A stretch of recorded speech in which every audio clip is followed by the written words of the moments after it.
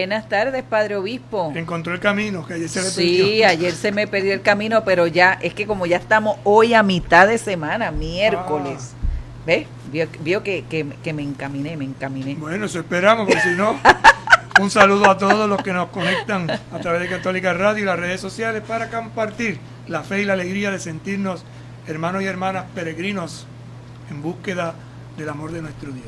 Y en esa búsqueda y en ese amor, desde la alegría de esta exhortación tan hermosa que seguimos compartiendo con todos ustedes desde que, ¿verdad? Hemos iniciado todo este camino de fe, y dentro de esta experiencia, pues compartir con ustedes todas estas exhortaciones que está sacando el Papa Francisco y que en este tiempo de esta pandemia que continuamos, pues la estamos llevando a ustedes con gran alegría y gran entusiasmo, y ya estamos en el 4º capítulo, en la tercera parte de este 4º capítulo, que es, ¿verdad?, el desarrollo, la dimensión, social de la evangelización.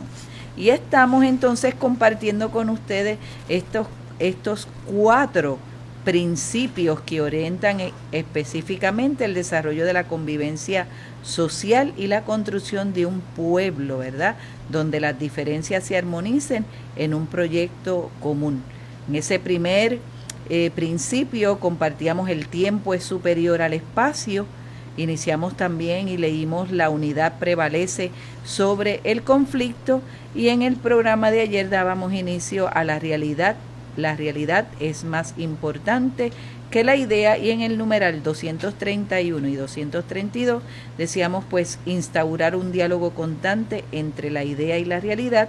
Lo que convoca es la realidad iluminada por el razonamiento. Así que vamos a orar, Padre. Vamos a orar, el Señor nos guíe, que si no nos perdemos. Señor Jesucristo, tú que nos acompañas en el camino de la vida, te pedimos que enciendas nuestros corazones con el fuego de las Escrituras, para que participando en tu mesa seamos fortalecidos en el amor y la unidad, y así lleguemos a ser auténticos servidores del reino.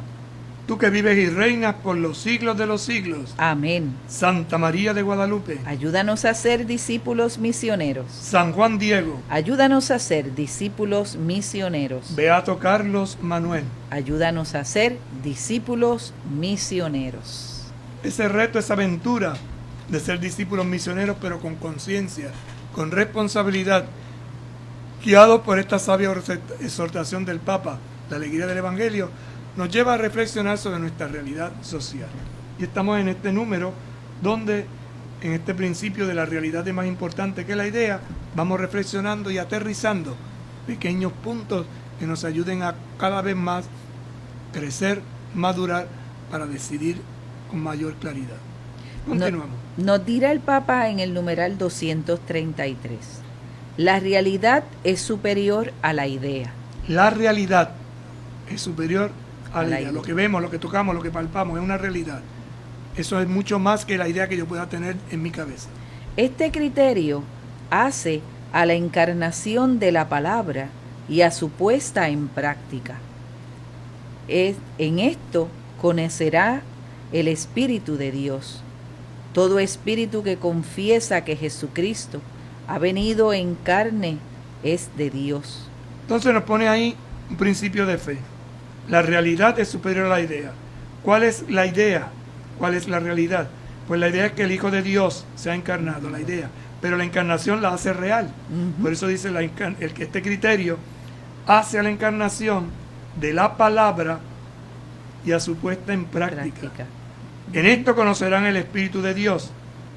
¿En qué? Porque todo espíritu que confiese que Jesucristo ha venido en la carne es de Dios. Es decir, Jesucristo no es solo un espíritu que anda por ahí. No, se encarnó. No. Se hizo parte de la humanidad.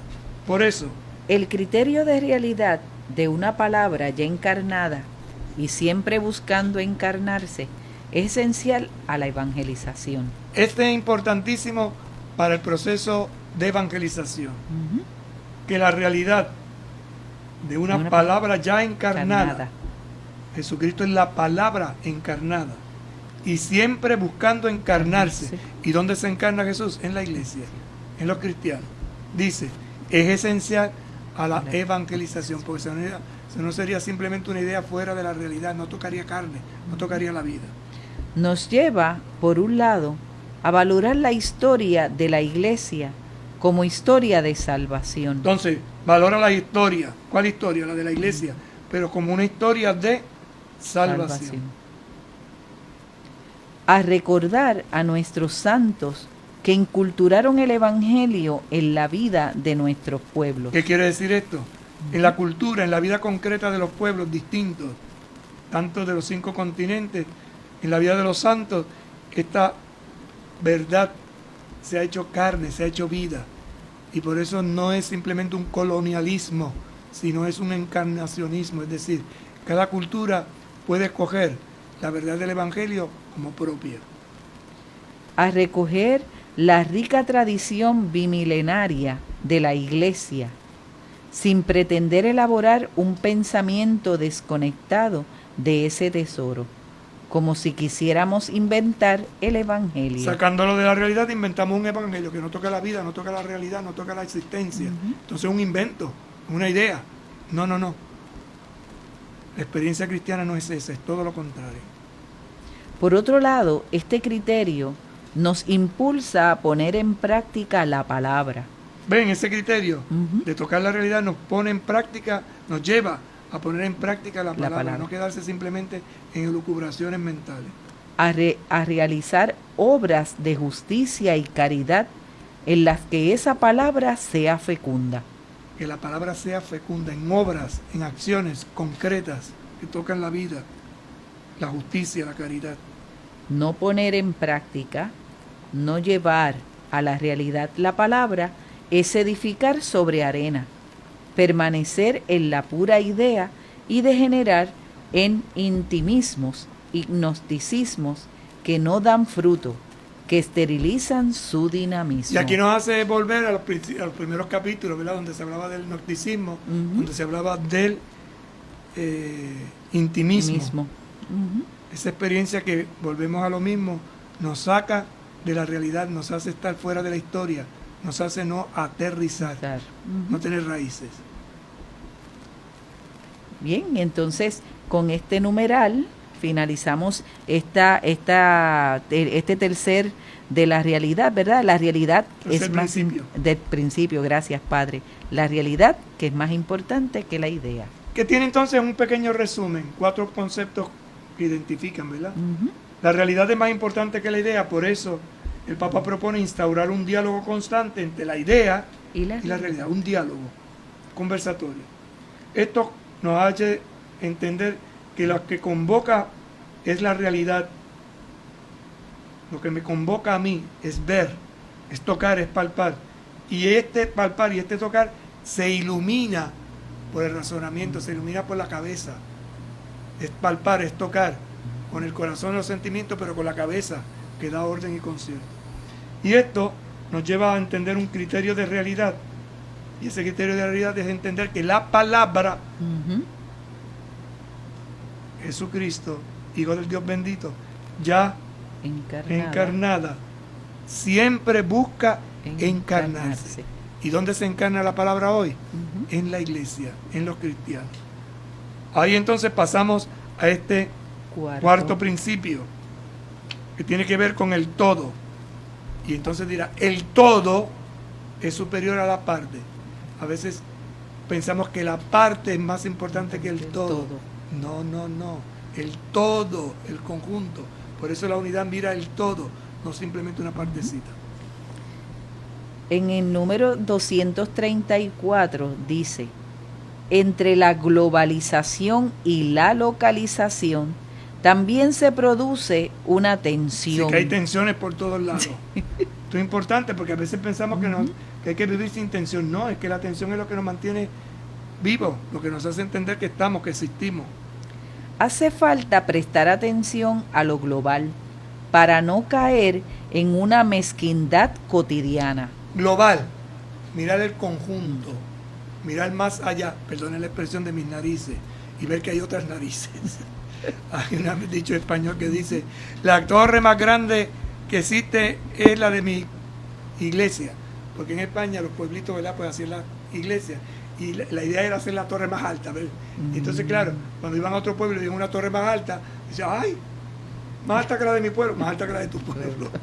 Porque eran puntos de vigía, eran puntos de protección. Y mientras más alta, mejor visión. Al mismo tiempo, no conviene perder de vista lo local, que nos hace caminar con los pies sobre la tierra. Entonces, es importante lo global, lo general, pero también lo local, lo que yo toco, lo que yo palpo. Entonces hablo del amor en general, pero ese amor se da en mi familia, ese amor se da con mi compañero o mi compañera, ese amor toca lo íntimo, lo cercano. Las dos cosas unidas impiden caer en alguno de estos dos extremos. Uno, que los ciudadanos vivan en un universalismo abstracto y globalizante, miméticos, pasajeros del furgor de cola, admirando los fuegos artificiales del mundo, que es de otros, con la boca abierta y aplausos programados. Entonces corremos un peligro, y aquí enuncia el primero. Primero, algunos ciudadanos que viven en un universalismo abstracto y globalizante. ¡Ah! ¡Qué cosa maravillosa! Fuera totalmente de la realidad. Mimético. Mimético es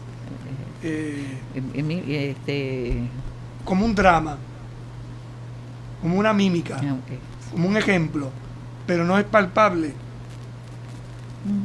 Y esos miméticos, esos mimetismos es pasajero, o sea, eso es como en un tren, el furgón de cola, el último que iba, cerrando la procesión. Y lo dicen de una manera también interesante, son como los fuegos artificiales. ¡Wow! Cosa más hermosa, más maravillosa. Se apagó. Y ya. Se fue. Deja la boca abierta, hay aplausos. Aplausos que están programados. Y ahora viene el otro obstáculo que podemos encontrarnos. Que se conviertan en un museo folclórico de ermitaños localistas, condenados a repetir siempre lo mismo, incapaces de dejarse interpelar por el diferente y de valorar la belleza que Dios derrama fuera de sus límites. Interesante, ¿verdad? Porque entonces tenemos el otro extremo, el museo. Y entonces dice ermitaño folclorista, localista, es decir, gente que habla solo de lo suyo, tiene una visión muy estrecha. Mi pueblo es lo mejor, mi pueblo es lo más grande, lo mío, lo mío. Aquí hay que tener cuidado con una frase que repetimos mucho en Puerto Rico. Puerto Rico lo hace mejor, y los demás qué. Ciertamente Puerto Rico hace cosas buenas, pero no es lo mejor. Hay cosas que las hacemos bien hechas, pero no podemos tener como esa autoestima tan, porque de momento después te cae. Entonces dice que hay otras cosas que también las hacen otra gente y las hacen mucho mejor que nosotros. Condenados a repetir siempre lo mismo. Incapaces de dejarse interpelar por lo diferente. Lo diferente me interpela, me motiva, me mueve, me impulsa, me guía, me orienta. Y ver sobre todo la belleza que Dios derrama fuera de sus límites. El Evangelio lo dice de otra forma. Cuando Nicodemo, ¿no? El Espíritu se mueve donde quiere, va donde quiere, impulsa lo que sea. Es como el viento. Que va por... Tú no puedes marcar el camino al viento. El viento entra por donde quiere y se mueve por donde va. Así es el Espíritu de Dios. Impulsa, mueve.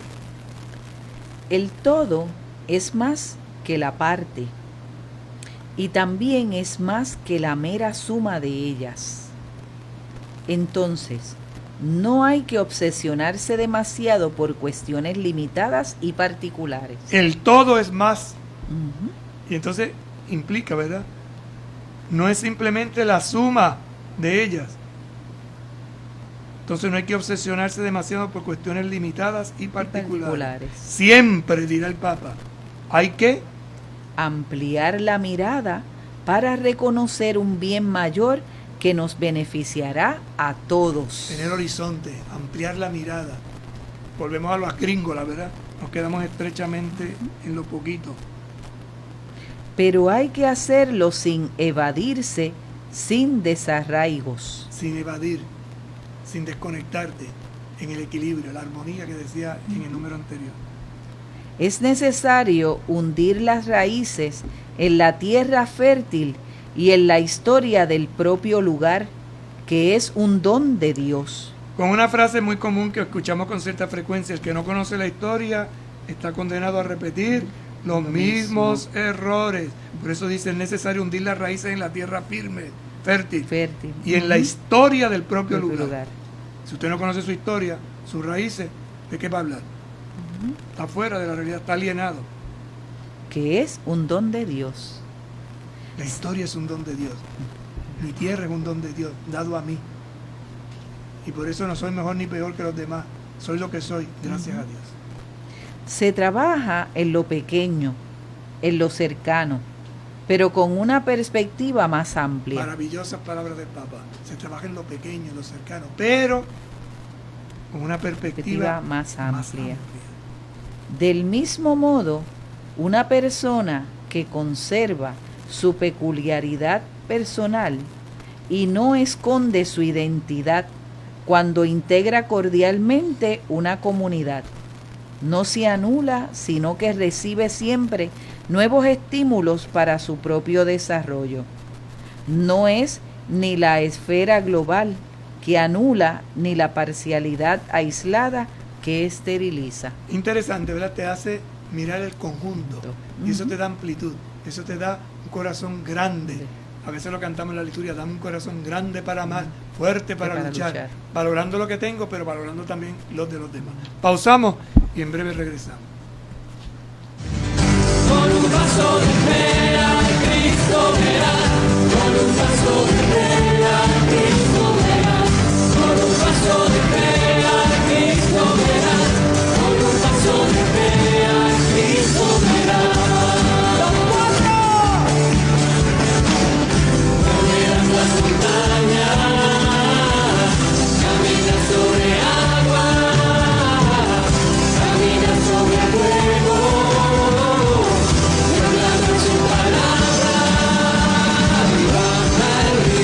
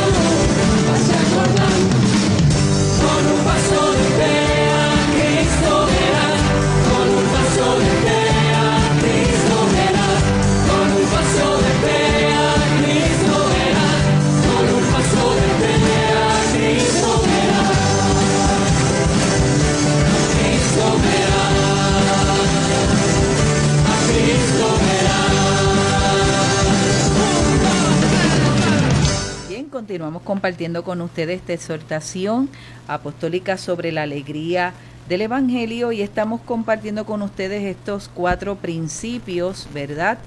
Tan importantes para este caminar en esta experiencia, ¿verdad? De la dimensión social de la evangelización. Hemos visto la realidad es más importante que la idea, el todo es superior a la parte, que es lo que estamos compartiendo, pero entonces iniciamos el tiempo es superior al espacio, la unidad prevalece sobre el conflicto.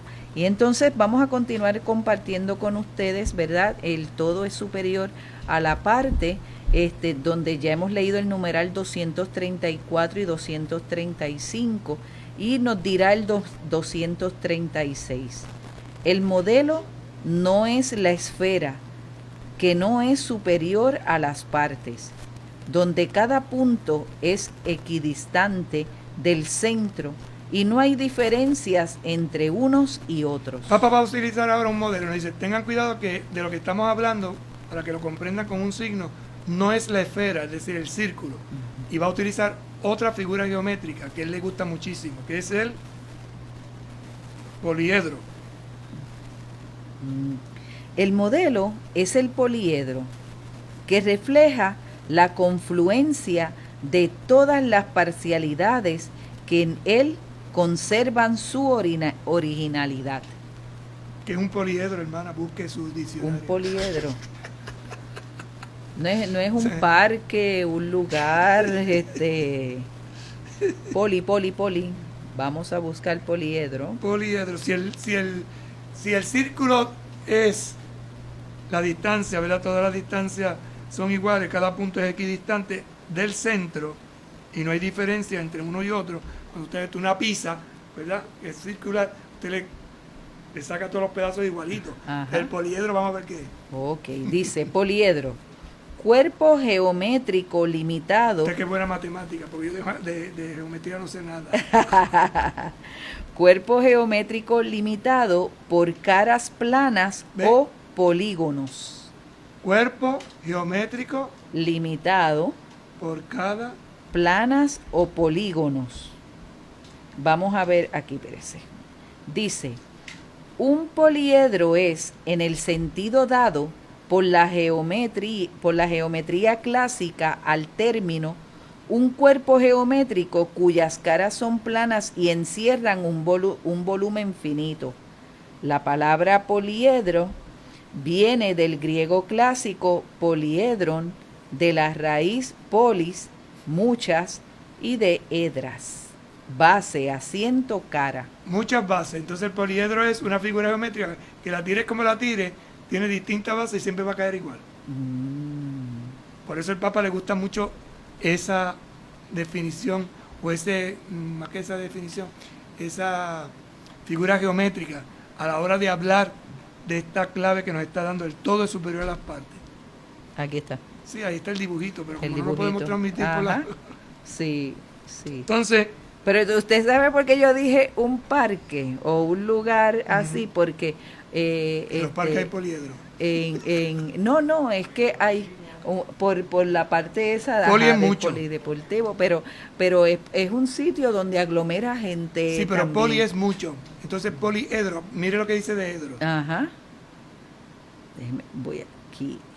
Edro, base. Base, muchas bases. Entonces quiere decir que no es una sola base, sino que son muchas bases. Asiento. Caiga como caiga, Ujú. siempre va a caer bien. Asiento, Asiento, cara. cara. Muchas caras, muchas bases, muchos asientos. Entonces, lo tira. La redonda te cae siempre igual, pero tú lo tiras y siempre te va a caer bien. Correcto. Por Porque eso la la figura falta de geométrica las bases que tiene hace que caiga siempre bien. Ujú. Entonces, por eso es que él está hablando de las diferencias. Entonces, ¿cómo lograr que las diferencias armonicen? Ujú. Porque del plano no, cayó ahí y es la Sí. misma distancia. Fíjese que aquí dice, se llama poliedro a todo cuerpo acotado, limitado por un número finito de superficies planas, de superficies planas. Por eso usted mira la figura en el dibujito y se da cuenta que tiene distintas superficies. De tal manera que cuando caiga siempre va a caer bien. Correcto. Invitamos a todos los que nos sintonizan, ¿verdad? Que la busquen para que puedan ver. Entonces, el poliedro que refleja la confluencia de todas las parcialidades que en él conservan su originalidad. Si tú lo miras y ves que todos son distintos, pero a la hora de caer, caen todos, encajan. Ujú. Interesante. Sí. Tanto la acción pastoral como la acción política procuran recoger en ese poliedro lo mejor de cada uno. Lo mejor de cada uno. Entonces fíjate que interesante como el Papa, un hombre que domina los ejemplos, utiliza algo que a ciertas personas les puede ayudar. ¿A quiénes? A los que tienen una mente matemática, analítica. Ujú. Entonces hablar de poliedro o hablar de círculo le ayuda a ellos a entender la idea que le está enseñándonos. ¿Cuál es? Que el todo es superior a la parte. Ujú. Caiga como caiga, lo importante es que el todo caiga bien, Caiga bien. que se asiente bien, que encaje bien. De eso se trata. Allí entran los pobres con su cultura. Entonces ahora va a decir, aplicándolo, en el poliedro eclesial, ¿quiénes entran? Los pobres, ¿verdad? Allí entran los pobres con su cultura, sus proyectos y sus propias potencialidades. Entonces entran los pobres, aún más, y continúa diciéndolo. Aún las personas que puedan ser cuestionadas por sus errores, Gente que tiene errores. Fíjate que te está diciendo, cabe todo el mundo, ujú, cabe todo el mundo. tienen algo que aportar que no debe perderse. Así que no estamos hablando simplemente de los que todos piensan igual, Ujú. de los que todos son uniformados. No, no, Sí. aquí entra todo el mundo. Es la conjunción de los pueblos que en el orden universal conservan su propia peculiaridad. Es la totalidad de las personas en una sociedad que busca un bien común que verdaderamente incorpora a todos. En otras palabras, esto es ser católico. ¿Qué es ser católico? Tener una mente universal, Ujú. tener una mente en clave de poliedro, donde, como termina diciéndonos aquí, buscan el bien común que verdaderamente incorpora A a todos. Y esto, hermana, es algo que nos tenemos que convertir todos, yo el primero, porque siempre tendemos a excluir, a sacar a los que no son. Por eso habló de los pobres, por eso habló de personas que pueden ser cuestionadas por sus errores, Ujú. aún incluso los que pueden tener errores en su visión de la vida, pueden aportar, Dar. Ujú. y ese aporte no lo debemos de Perder. perder. El Papa tirando puentes de armonía, puentes de comunión. ¿No? Y el Papa lo dice en estas 4 principios, ¿verdad? Es una luz, ¿verdad? Una luz que nos va a ayudar, que nos va a iluminar, que nos va a acompañar en este caminar. Esto nos hace cambiar de mentalidad. Esto es lo que se llama la conversión pastoral. Por eso la conversión pastoral toca principios, y por eso estos 4 principios son fundamentales para entender, que entendemos, valga la redundancia, lo que es la conversión pastoral. Si yo descubro que el tiempo es superior al espacio, si yo descubro que la unidad prevalece sobre el conflicto, Que la realidad es más importante que la idea y el todo es superior a la parte. voy creando una mentalidad diferente, nueva, amplia, católica, universal, Exacto. según el Ujú. corazón de Dios. No sectaria ni proselitista, Ujú. abierta a un diálogo, a crear un puente de armonía. Por eso nos dice el Papa, a los cristianos, este principio nos habla también de la totalidad o integridad del Evangelio que la Iglesia nos transmite y nos envía a predicar. La totalidad e integridad del Evangelio. Por eso es que usted ve que en el Evangelio hay paganos, Ujú. hay judíos, y dentro de los judíos los distintos grupos, que si escribas, que si fariseos, que si herodianos, que si celotes. Hay discípulos, hay apóstoles, hay pobres, hay enfermos, hay sanos, hay ricos, hay pobres. Un poliedro. Ujú. Su riqueza plena incorpora a los académicos y a los obreros. Interesante, ¿no? Académicos Y y obreros. obreros. Además, A los empresarios y a los artistas. en definitiva, A todos. a todos. A todos. ¿Cómo nos cuesta esto? Porque nosotros, y yo el primero, tendemos a ser sectarios, mi grupito, mi gente. Esto no es de los míos, esto no es de los nuestros, y empezamos entonces a excluir, a sacar gente. Y el Señor no saca a nadie, el Señor los mete a todos.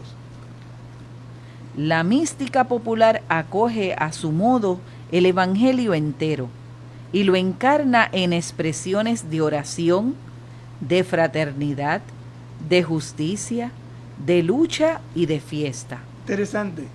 Esa mística, esa espiritualidad, esa religiosidad popular. Acoge a su modo, a su modo. ¿Ve? Acoge a su modo. Y lo encarna. Es interesante porque si usted se da cuenta, mirando pasajes del Evangelio, los que son, entre comillas, demasiado religiosos, son los que siempre estamos excluyendo gente, porque no son de los nuestros. Los fariseos no querían saber de los saduceos, pero para contra de Jesús se unían saduceos y fariseos. Curioso, ¿no? Tenían un enemigo común, ahí se juntaban. ¿Por qué Pablo se zafó? Porque cuando fue al Sanedrín, a la discusión famosa, él comenzó diciendo, porque yo soy fariseo, y ahí se armó la tángana. Porque los saduceos no creen en la resurrección y los fariseos sí. Y él iba a hablar de Cristo que ha resucitado. Por lo tanto, dijeron los fariseos, pues claro, ¿quién dice que no? Y ahí, listo que fue. Formó de revolú.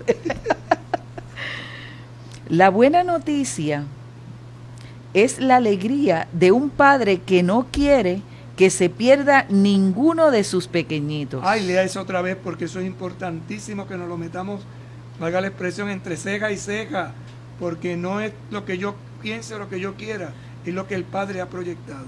La buena noticia es la alegría de un padre que no quiere que se pierda ninguno de sus pequeñitos. Por eso es tan terrible cuando uno oye gente que dice que Dios castiga.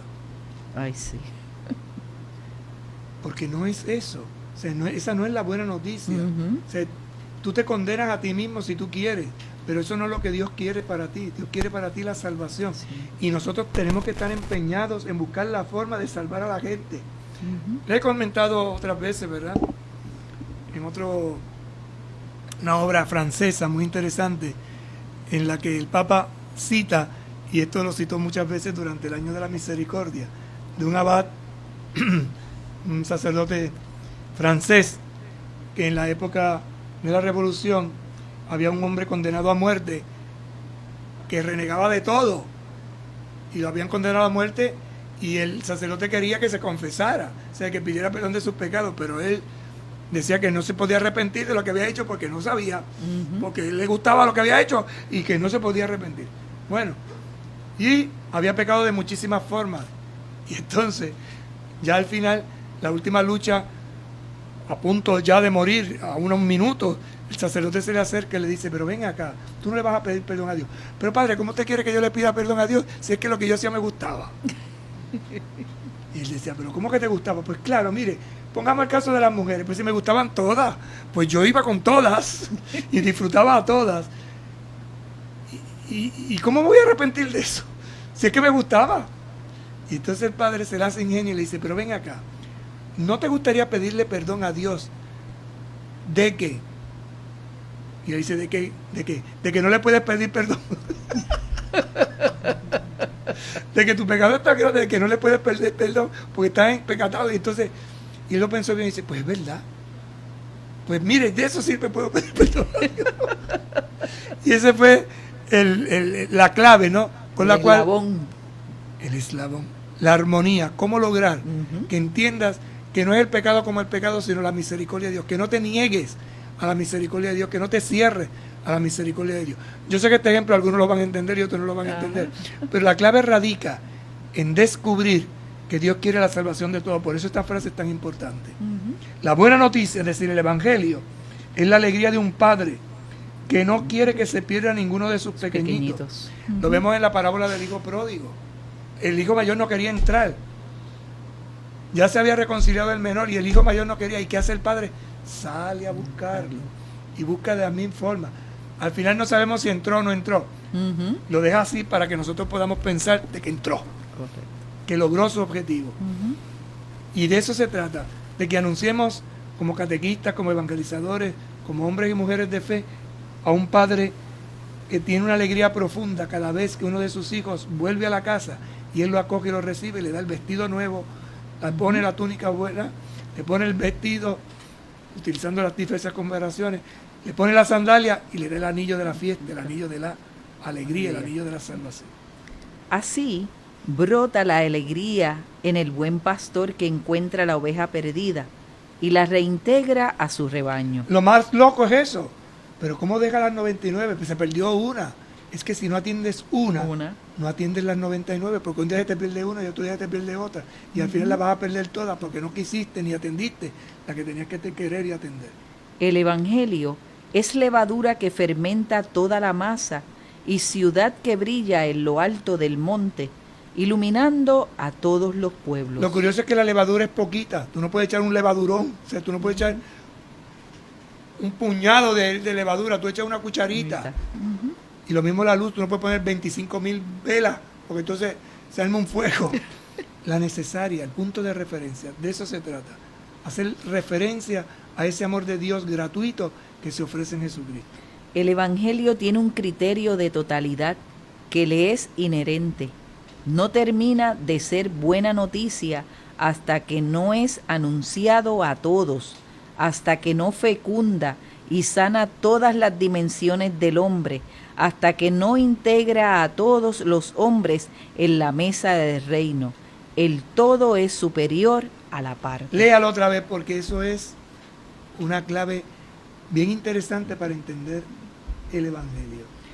El Evangelio tiene un criterio de totalidad que le es inherente. Sí, el Evangelio tiene un criterio, y un criterio de totalidad que le es inherente, está en su mismo corazón. No termina de ser buena noticia hasta que no es anunciado a todos. Fíjate, no puede ser buena noticia si no es anunciado a todos. Dice que si todavía hay gente que está afuera, pues no es buena noticia porque no ha llegado a todos, porque el Evangelio dice, vayan por todo el mundo. Por todo el mundo. Anuncien a todos. La salvación es para todos. Así que mientras haya uno que no sepa la noticia esta, no ha llegado. Para que todos los pueblos tengan vida y vida en abundancia. Todos los pueblos, ¿verdad? Nos lo dice también en Aparecida. Tiene que ser anunciado a todos. A todos. Y además, hasta que no fecunda y sana todas las dimensiones del hombre. Entonces, si no me sana la oreja, si no escucho la palabra, pues no ha llegado. Si no me sana la lengua para alabar a Dios, no ha llegado. Si no me quita la parálisis, pues no ha llegado. Si no me quita la mano tiesa, pues no ha llegado. Si no me conforma el corazón, pues no. O sea, no es por partecita. Es que tiene que salvar la totalidad. Todas las dimensiones del hombre. De la persona, el ser humano. Y esto, catequista, cristiano que me escucha, hermano o hermana, es importante que se te meta entre ceja y ceja. No excluyas. Abre tu corazón a todos. Y hasta que no integra a todos los hombres en la mesa del reino. En la mesa de Dios se sentarán todos, todos. Por eso cuando entra a la casa de Simón, le dice, yo entré y ni me saludaste ni me acogiste. Y esta mujer desde que llegó, si supiera quién lo está tocando es una pecadora, no la integró, no la sentó. Y Jesús le dice, no, a la mesa vienen todos. Es la mesa del banquete para todos. Esto es mi cuerpo que se entrega por todos. Esta es mi sangre que se derrama por todos. Y ella me ha dado todo lo que tú no. Es correcto, me dio todo, porque era lo que la viejita aquella dio todo. La moneda. Y es continuamente, pero ese todo como que se nos había olvidado. Correcto. El todo es superior a la parte. Interesante entonces estos 4 principios que nos motivan y nos llevan a entender por dónde va el Papa Francisco en este proyecto evangelizador que toca en este capítulo 4, sobre todo esta parte final, la dimensión social. Ese bien común que comenzamos a dialogar, que toca la paz social, esa paz social que está fundamentada en la dignidad de la persona humana, ese bien común que está por encima de la tranquilidad de algunos. Importante, no es unos cuantos, es para todos. Esa paz que se construye día a día y comporta una justicia más perfecta. Y nos hace entonces ser ciudadanos responsables en el seno de un pueblo. En el seno de un pueblo, no soy yo solo. Es el pueblo el que camina. Por eso estos principios nos ayudan a convivir y armonizar las diferencias en el proyecto común. Armonizar las diferencias, que tiene que haberlas en el proyecto común. ¿Y esto qué va a crear? Tensiones. Y por eso los 4 principios. El tiempo es superior al espacio. Resumen, tensión entre el momento y la utopía. Esa utopía que nos abre al futuro. Es abanico, es horizonte, es cielo que se abre, es mar que se extiende. Esto me lleva y nos lleva a todos a trabajar a largo plazo, sin obsesionarnos por resultados inmediatos. Son procesos. Y esto hay que metérselo a todos. Y sobre todo insistírselo a los catequistas. Es un proceso. Porque estamos cambiando la metodología, la forma. Es un crecimiento progresivo. Hay un nuevo paradigma, ¿verdad? Y hay que abrirse a esto, porque es lo que el Espíritu nos está pidiendo. Esto entonces nos lleva a que si lo vemos como progresivo, ha de generar procesos que construyan un pueblo. ¿Y cómo se construye un pueblo? Desde las personas. Y los pueblos están compuestos por personas, hombres y mujeres, grandes y pequeños, gordos y flacos, con las 1000 y 20.000 diferencias. Entonces esta evangelización requiere tener presente el horizonte. ¿Cuál horizonte? El del cielo. Y este cielo se comienza en el aquí y en el ahora de la historia. Y esto nos lleva entonces al segundo principio. La unidad prevalece sobre el conflicto. La unidad. Reconocer que el conflicto nos puede atrapar. Hay que reconocerlo, pero si te dejas envolver por el conflicto, ahí te enredas. Entonces, ¿qué necesitas? Aceptarlo, resolverlo y transformarlo. Un proceso. Acéptalo, resuélvelo y transfórmalo. ¿Cómo? Creando una comunión, desarrollando una comunión en las diferencias, como los dedos de la mano, distintos, diferentes, pero unidos para un servicio común. De ahí damos el salto y descubrimos, y ahí nos basamos en el texto de Efesios, ¿verdad? Cristo, nuestra paz, ha unificado todo en sí, en Él. Y esto es importantísimo para que nos demos cuenta de que Jesucristo no es simplemente una cosa. No, es lo que da sentido, es lo que nos ayuda a todo. Y por eso en el número 229 nos recuerda, ¿verdad?, que Cristo ha unificado todo en sí, cielo y tierra, Dios y hombre, tiempo y eternidad, carne y espíritu, persona y sociedad. Y por eso dirá San Pablo en otro texto, en Cristo se hacen nuevas todas las cosas. Tercer principio, nos lleva a descubrir que la realidad es más importante que la idea, la realidad. Y tengo que aterrizar en la realidad. Y entonces para eso tengo que instaurar un diálogo constante entre la idea y la realidad. Dialogar, buscar los puntos comunes. Teniendo presente que lo que convoca es la realidad, pero que esa realidad hay que iluminarla por el razonamiento. Y ese razonamiento viene por esa capacidad que Dios nos ha dado de pensar. Y para eso nos da sabiduría, para eso hay estudio.